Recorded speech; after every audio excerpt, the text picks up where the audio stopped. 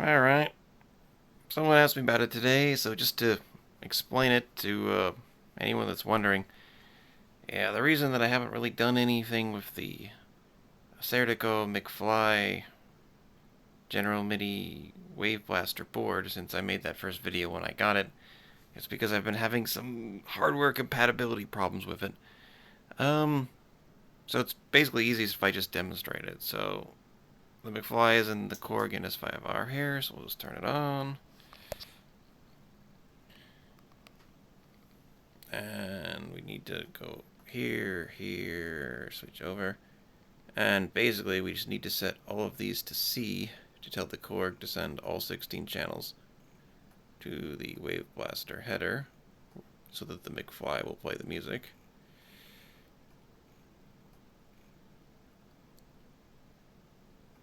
Okay, that's good to go.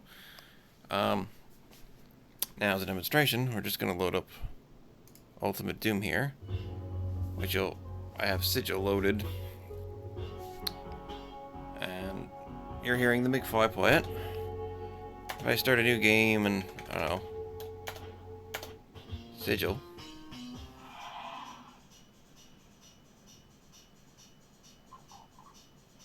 you might notice that something's missing. Ah.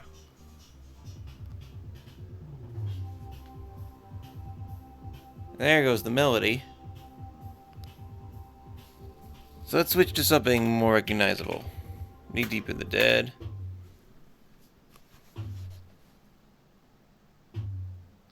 As you'll notice, the indicator here. Ah, there it goes. So you noticed the music actually came in late. Not when it was supposed to start right at the beginning. There was a delay on some of the channels.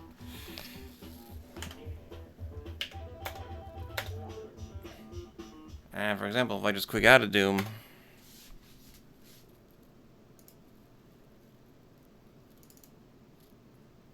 and I'm just going to literally load it up again. Start up. Yeah.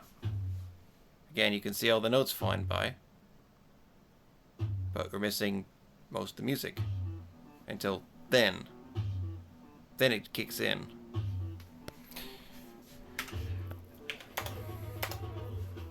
So, now to fix this error, now it depends what you're running, but for example, if Sigil loaded, it'll do that every single time. To fix this, I actually have to literally do a full power off. Sending a simple GDM reset message will not fix it.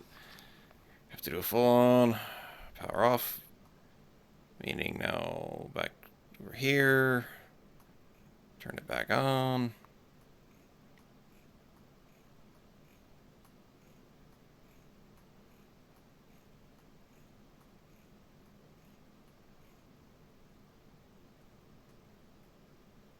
Alright. Now, for example, I'm actually going to pick just the registered version here because I don't have Sigil loaded to this. And now we start it.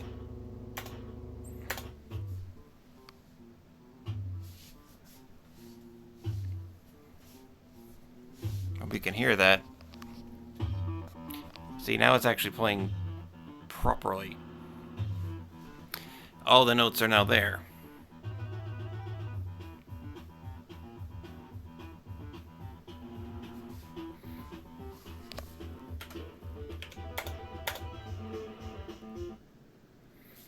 Alright. Yeah, I can't really turn the volume up too high because it's late at night and family's asleep. But I think you could basically hear it. So, if I started fresh start with just normal Doom, it plays fine. But then certain tracks, like what's in the Sigil, will cause it to bug out, and then I have to literally reset the unit to make it work play properly again. And this problem is kind of random. To be honest, Doom isn't really the best at its MIDI. It's usually just very simple, very simplistic MIDI programming, where something more proper, like for example Super Street Fighter 2 and the X68000, which sends proper reset messages per track. It works a little more reliably, but it still has a lot of, like, some tracks will freeze halfway through, some will make some just error out. And the reason this is happening is actually because of the NS5R. Alright, to explain, Creative Labs, that created the Wave Blaster, they created the Wave Blaster header as a standard that you could use multiple daughter boards in. But the truth is, just about like every sound card they ever made, they made some changes. And basically, the control chip that controls the Wave Blaster header, there's essentially two versions of it. This info is so obscure that it doesn't even have an official name that I know of. People on the internet that are into this kind of stuff basically call it chipset A and chipset B.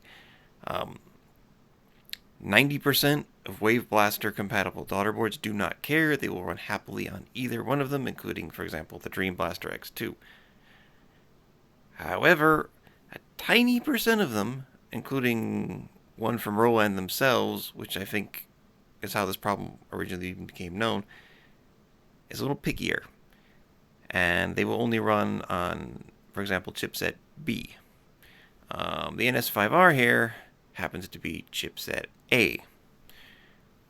So there aren't too many people with this hardware setup, so I can't 100% confirm, but I'm pretty sure,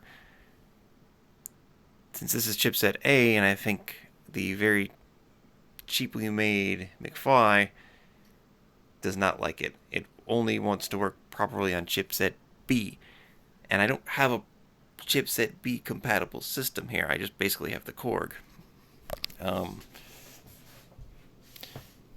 So I can't really do proper tests of the unit. I don't really want to upload and record demo music playing off the McFly, since I've got hardware that just isn't working properly with it.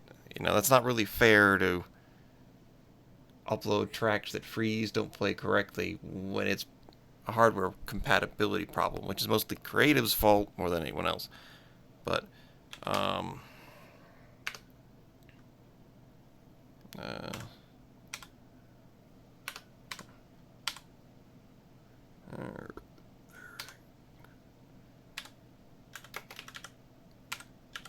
anyway, so like for example, if you go to even Serdashop's own website here,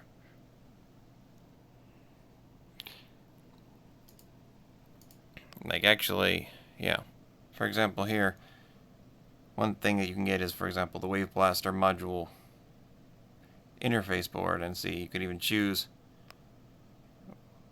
see, like the popular Roland SCP-7 daughter board only works on chipset B. If you want chipset A, you actually have to email him personally, since most people want chipset B because of the Roland stuff. Yeah, I'm not sure how well you can see this on the camera. But anyway, so basically I would need, if I get something like this that is chipset B, then it will most likely, the McFly will function properly, and I won't get the weird dropping notes, weird freezes, weird stopping issues. But what it comes down to then is that means I have to spend more money on it. So like, this is like the cheapest option right here, and this is 35 euros, which isn't a whole lot of money, but remember, I'm paid in yen, and I bought the McFly because it was only 20 euros, and which made it kind of just an interesting curiosity to play with and see what, for example, it would do with the X68000.